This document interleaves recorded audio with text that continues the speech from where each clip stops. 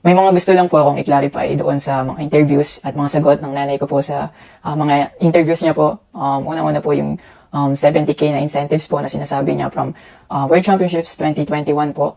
Una-una po 2022 po yun. At hindi lang po 70K yung na-receive ko po doon. Alam ko 6 digits po yun dahil dalawa po yung nakuha kong medalya. After nun, mga bandang December, umuwi ako sa Pilipinas. Nakikita kami ng mama ko.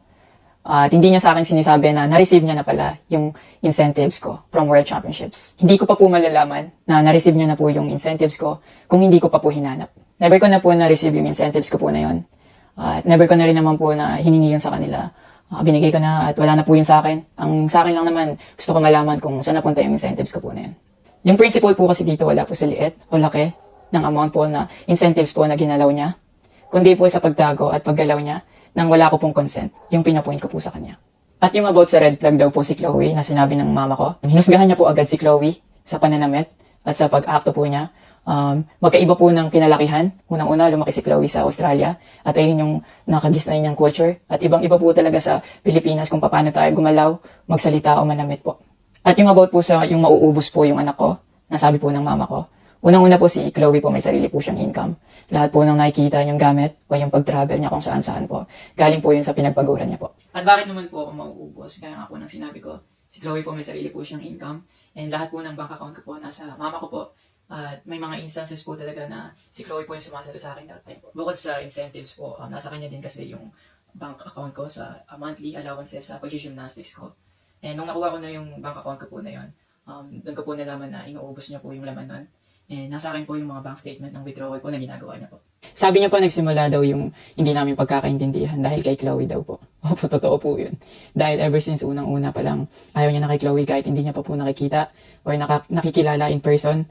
And mas nagkalabuan po kami nung naglagay po ako ng boundaries sa relationship ko kasi pinaglaban ko po si Chloe dahil gusto ko po siya. Yung about sa training camp na kinikwento niya na si Chloe dapat wala na daw doon, sabi ng former coach ko pagdating ng dalawang magti-training camp doon. Usually, kapag magti-training camp kami, palaging naka-hotel. And miscommunicated yun na doon pala sila sa akin na mag-i-stay. Hindi rin totoo na pagpunta nila doon, nung dalawang bata, dapat wala na si Chloe kasi sabay-sabay silang pumunta doon. Actually, nagulat pa yung former coach ko kasi nandun si Chloe. Minelcome naman namin sila talaga. Nag-prepare kami para sa kanila. So, hindi ko alam kung bakit ganun yung mga sinasabi niya. At yung sinasabi niya po na yung dalawang bata po dahil si Chloe yan doon, yung nakabalandra daw yung puwet po. Bilang nakakatandang kapatid po, bilang boyfriend ni Chloe po, at bilang ate at kuya po, kami po like, alagaan po namin sila. Hindi namin po gagawin yung mga iniisip niya na gano'n, ang dumi niya mag-isip at hindi appropriate yun para sa akin at disrespectful yun actually sa akin and kay Chloe po. And yung sinasabi niya na, so dapat wala daw pong outsider or guest po doon sa apartment ko po. Hindi din po yung totoo kasi wala naman pong naka-indicate or nakalagay sa contract na bawal yung guest or outsider sa loob po ng apartment po. And actually, invited po siya si Chloe ng former coach ko from Japan nung SEA Games pa lang po sa Vietnam. So, sinabihan kami na invite mo na lang si Chloe sa Japan and doon kayo mag-hangout. Sabi niya pa na feeling niya daw nilalayo ako ni Chloe sa kanila. Unang-una po yun, months before nun, kasi uuwi ako parang 3 days yun. Sinabihan ko na sila na mag-i-spend time ako kay Chloe. Nagpunta kami sa Baguio. Sinama ko si Chloe, nag-spend time kami. Nakikipaghalubilo naman po kami, hindi naman ako nilalayo ni Chloe. Actually, pumunta pa kami sa Pangasinan.